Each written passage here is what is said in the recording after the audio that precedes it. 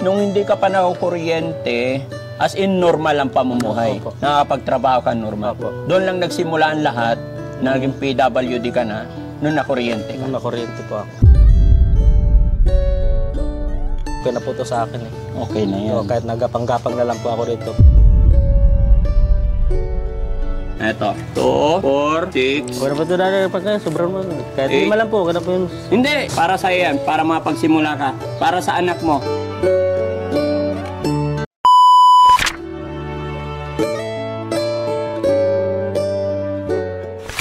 Yun, isang mapagpalang araw po sa atin lahat mga kababayan, mga kabarangay. Kumusta po kayo? Yan, panibagong araw, panibagong vlog. Mga kababayan, mayroon tayong followers na ilang beses or ilang buwan na. Masasabi kong ilang buwan na dahil lagi ko nakikita ang kanyang message na ang hiling po niya ay mapasyalan ng Team Daddy Frankie. Yan, dahil siya po ay umiidolo sa ginagawa ng Team Daddy Frankie.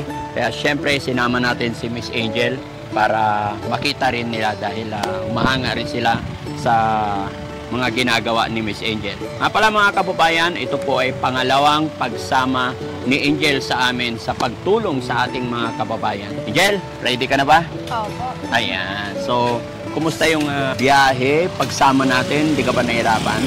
Hindi naman po. Okay lang. Sige, so let's go. Puntahan natin mga kababayan. Samahan niyo po kami. Pero syempre, bago tayo magpatuloy, shoutout ko muna lahat po ng ating mga kababayan na OFW, mga kababayan natin nasa ibang bansa. Kumusta po kayo? Dubli-dubli ingat. Ganon din po sa Team Rise Above, shoutout po sa inyong lahat. So let's go! Tara guys, samahan niyo po kami. Ayan mga kababayan, bali dito po yung tao na si John Mark. Ayan. Mga kababayan, PWD po yung ating tutulungan ngayon. Ito yung bahay niya. Tapo. Dito ba si John Mark?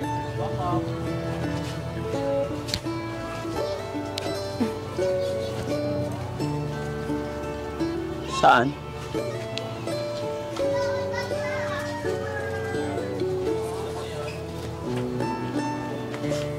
Ay, hello sir. Magandang hapon. Ako si Daddy Frankie. Ayan. Ay, hello. Kumusta ka? Okay lang. Nabasa ko yung mga message mo. Pasensya ka na, medyo matagal bago kami nakapunta. Ayan, nandito ang Team Daddy Frankie, si Miss Angel. Hi po. Diyan mga kasamahan ko, si KJ27, sa Motovlog, si Mons Channel, tsaka si Boss JB. Yung mga iba nating kasamahan hindi pa nakasama. Mga kababayan, lagi pong nagme-message si John. Ano pangalan mo po? Mark Jan Susito po. Mark Jan Susito. Ayan. John, ikabit ko lang yung mic, okay lang? Apo. Ayan. Hindi nakasama yung iba nating mga kasamahan kasi may ginagawa, ano? Opo. Mga kababayan, lagi nga, ayon po sa ating sinabi kanina, si John po ay laging nagme-message, gusto raw niyang madalaw ni Daddy Frankie. Kaya eto, pinagbigyan natin. At John, kumusta ka na po? Medyo mahirap-hirap pa rin po kasi di pa ako nakakalabas masyado sa bahay. Pwede ba tayo mag-usap? Saan Opo. pwedeng... Dito may upuan po dito, Daddy Frankie. Sige. Ayan. Lipat lang po ako sa wheelchair, Daddy Frankie. Sige. Ayan. Kaya mo mag-isa? O, kaya po, Daddy Frankie.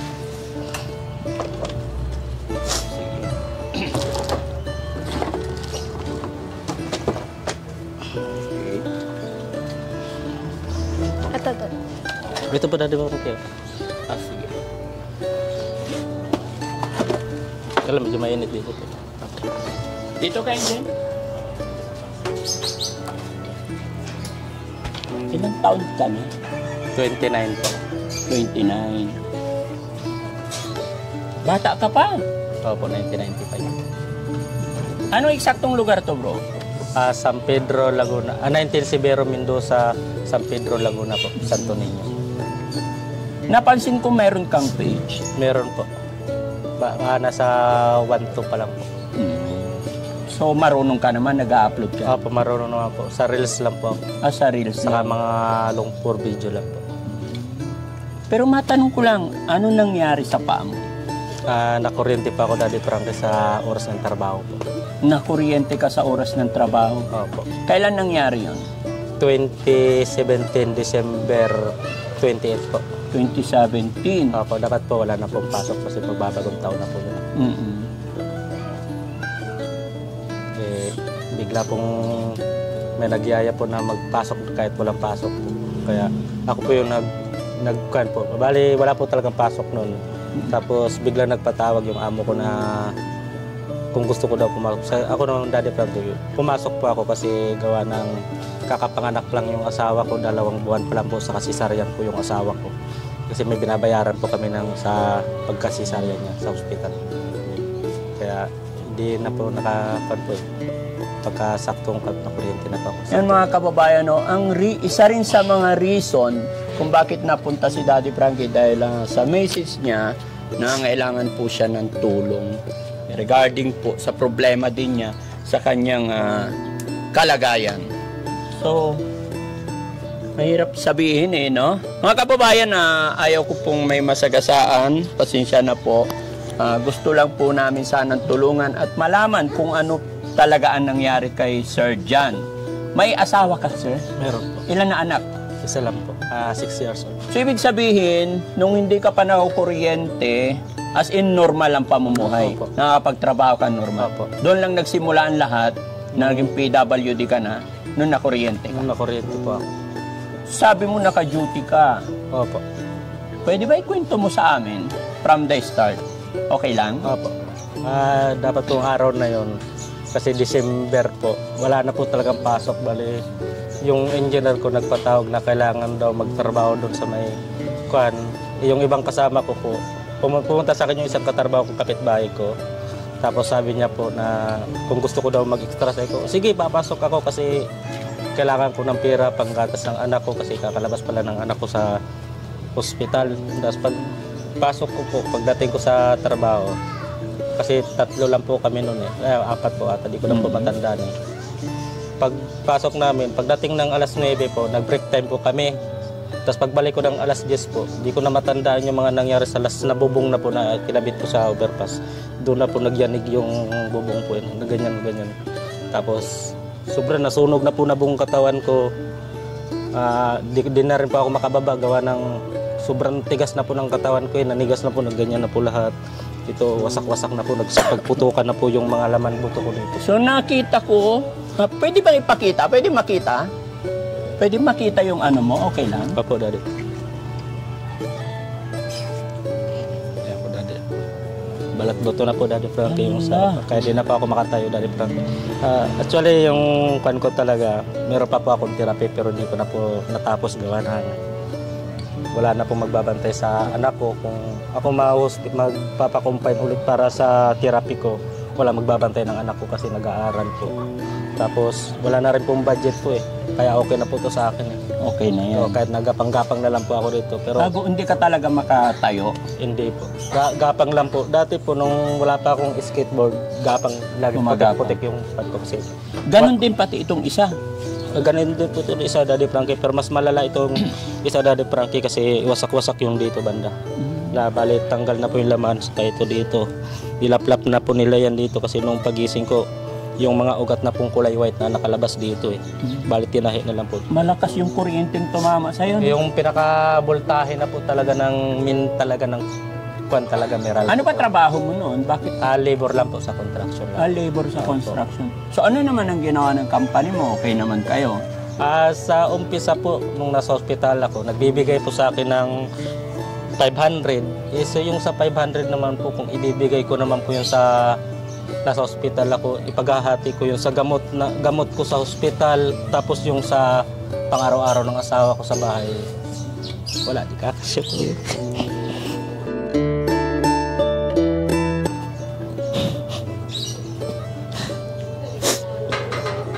Grabe po hirap dinanas ko doon sa loob ng hospital. Tapos bibigyan lang po nila ako ng 1,000. Binigyan ka 1,000? Opo, 1,000 lang po. Sino nagbigay? Yung engineer ko, nagpapadala sa akin ng minsan linggo-linggo 1,000 po. Tapos Hanggang ngayon, nagpapadala? Wala na po eh. Nung lumaos po ako ng ospital. Anong time na nasa ospital ka lang, pinapadalan ka linggo-linggo 1,000? Nagbibigay po sa 1,000. Minsan sa isang linggo, isang bisis lang sa 1,000. Tapos pinagkakasya ko lang po sa anak ko, sa akin po sa ospital po eh. Kasi wala naman po nagtatrabaho eh. Parang kulang naman yata 1,000. Hindi ano? Hindi po kakasya kasi bill lang po ng hospital ko sa isang araw lang po. Ang upa ng isang upan, 1,500 po. Hindi po kakasya po. Sa gamot ko lang po, yung sa mga pantusok lang po sa akin kasi yung pag kailan nila ako binubuhay na ako, pinapamit nila ako pag namamatay na ako. Doon lang po malaking pa na gagasto para sa akin po. Nasa 2.5 million po lahat ng bill ko. Sino nagbayad yung 2.5? Hindi ko po alam. Kaya ko na po. Ang bill bali 2.5, yun na alam mo. Opo. Bukod pa po doon sa mga sinalin po sa aking dugo po. Kasi may mga dugo po na bali bawat opera po sa akin kasi linggo-linggo po ako in-opera. Kinakaskas po yung buong katawan ko. Ito, kinakaskas po. Tinatanggal po yung mga dilaw po na nag-iitim-itim na mga po nag-uod-uod na tinatanggal. So, ibig sabihin, binayaran din siguro ng company mo yung billing sa ospital? Hindi po, sir eh. Kasi ang alam ko po, bawat po man nakukumpine sa ospital po, binibigay po ni kuha po yun eh, Duterte po. Sa Duterte pa po kasi yun eh. Bale, pag nasa ospital ka po, bibigyan ka po kasi ng 200,000 na uubusin mo. Pag naubos mo yung pundo ng 200,000, pull out ka naman po, labas ka. Kasi yung akin po, kahit na nauubos ko na yung 200,000 sa loob ng isang buwan, di pa ako pinapalabas kasi yung ibang mga pasyente doon, binibigay na po sa kanila yung ibang donation po. Kasi maraming donation na binuo sa akin ng PH po. Okay. So, ngayon, ilan na anak mo? Sorry. Isa lang po. Ilang taon? 6 years old po, grade 1 po. Ako rin po naghahatid sundo sa anak ko po doon sa doon. Ngayon na? Opo. Paano kayo nabubuhay? Anong trabaho ng asawa mo? Sa kakapasok lang din po ng asawa ko sa kantin po. Nasa 200 po ata isang araw. Ito, sarili niyong bahay to? Hindi po. Sa tatay niya po. Sa tatay? At least hindi kayo naungupa? Hindi. Salamat sa Diyos, no? Buti na lang. Pinagkakasal lang po no kasi siguro yung laki ng kalahati, hindi pa lang po. So ngayon bro, syempre sabi mo may anak ka. Paano kayo nakakasurvive sa araw-araw? Hindi ka na makakapagtrabaho. May hanap buhay ka rin bang iba? Meron po, Daddy Frankie, nagtitinda pa ako ng balot. Bale, 10 lang po yung order ko. 10 pirasong balot? Po. 10 pirasong Pinoy din po. Yun rin po, nagkakasya. Kasi pag nabenta ko po yun, meron din pa ako 100 yung tutubuhin ko. Tapos, yun na po pinagkakasya. Sa 10 pirasong balot, 10 pirasong Pinoy, may 100 kang kita? Opo, 100 po. Simula po alas 3 na yun hanggang alas 11 ng gabi po. Nagtitinda po. Alas 3 ng hapon? Alas 3 ng hapon po. Magluluto po ako ng mga alas 2 po, alas 3. Maglalako na po ako papuntang paikot-ikot lang po dito. Paano yun? Naka-wheelchair ka? Opo. Nakakayanan mo naman? Opo, dito naman may po. Power pa naman yung paa mo? Bale, wala po. Wala na. Nawalan lakas talaga? Wala po. Dito lang po, pinapatong na lang po yung styrobox na sa kan po. Pagtitinda ko lang po. Pati yung paa mo nawalan ng laman din talaga? Ito, bali Daddy Frankie, wala na rin po talaga ng laman. Ayan po, nagpatong-patong na. Straight na po siya, Daddy Frankie. Straight dapat na? Dito po yan eh. Dati normal talaga, no? Normal po ako, Daddy Frankie. Nakakalakad po ako eh. Nung nakuryente na po ako, di na po ako makapagtrabaho. Wala na po eh. Anong nangyari sa paa mo, no? Ganon din yung isa. Yung isa din po, Daddy Frankie, ganon din po. Sige kaya lang, pero wala rin pong di na po siya nakakagalaw, Daddy Frankie. Pero nakakaramdam pa? May kunti lang po, Daddy Frankie, pag yung nasasagit talaga siya ng malakas. Opo. Manhid na po. Pero okay na siya, dry na talaga, wala na siyang hindi na nagsusugat, ganun. Nagsusugat din, Daddy. Nagsasugat din po kasi gawa ng balat buto po talaga siya. Butot balat talaga, no? Ayan po, kung sa yung balat po na yan, plastic na lang po siya, Daddy Frankie. Yung balat parang plastic na? Ayan po, plastic na lang po yung Daddy Frankie. Wala ka na iniinom na gamot? Hindi pa ako nagiinom, Daddy Frankie, ng gamot. Bakit? Masakit din sa pantog po. Masakit sa pantot pag magiinom ka. Opo. Di pa ako nakakahinom masyado kasi bobo po yung lumalabas sa akin. Ano sabi ng doktor mo? Last na check-up mo, okay naman? Hindi na po ako nakakapacheck up, Daddy Frankie, simula tutut pagtapos ng pandemic. Mula nung natapos ang pandemic. Opo. Pero yung last na hospital mo, anong sabi ng doktor mo? Kailangan po magpakumpain pa ako. Bali, pinapili na pa ako ng doktor putol po. Putol or ganito, sabi ko, okay na po sa akin, uwi na po kahit na ganyan na po. Kasi gagasto pa po ako another 250,000 para sa putol. Wag na, okay na po yan sa akin. Bali, nakapirma na po sana yung pa ako na yun.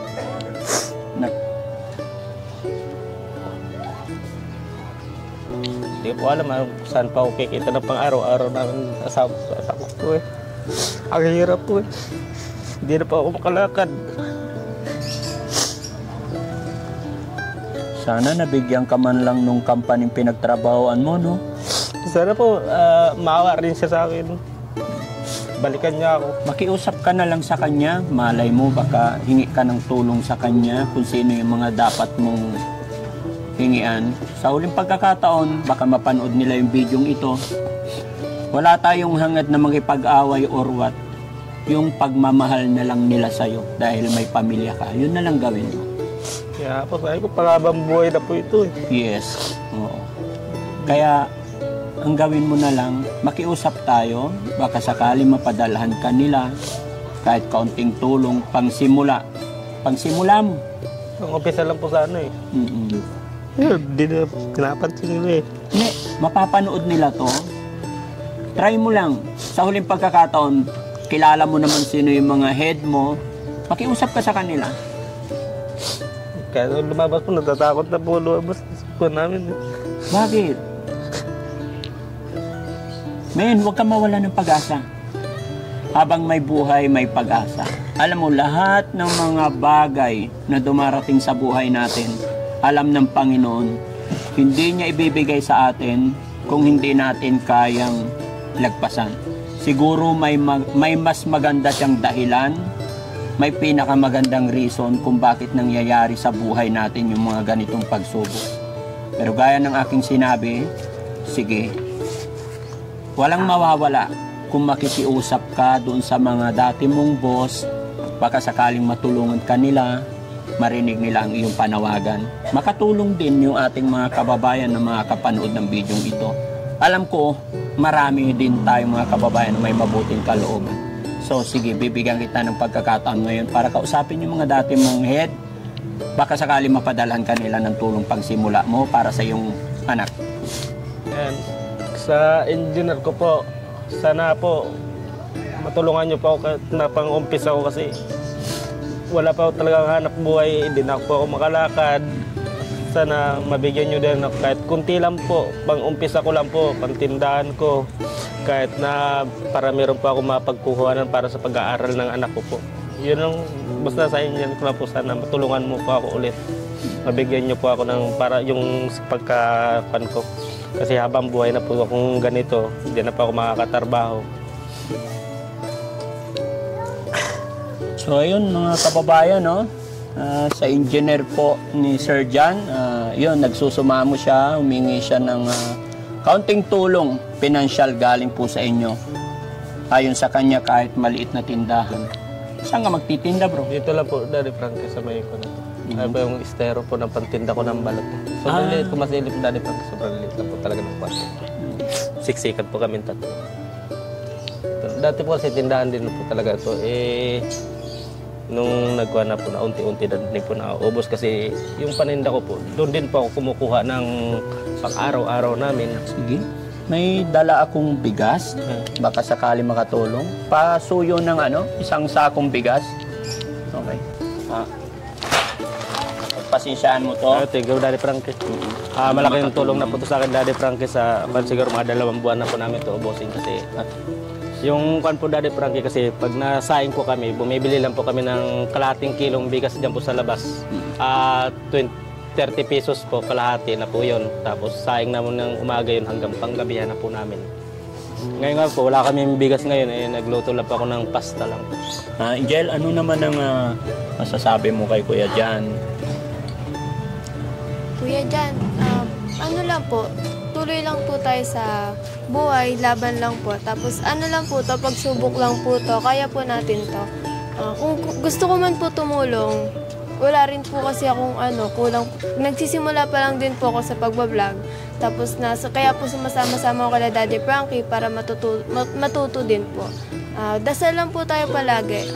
Ang matutulong ko lang po sa inyo yung isama kayo lagi sa panalangin ko na maging maayos po ang buhay nyo.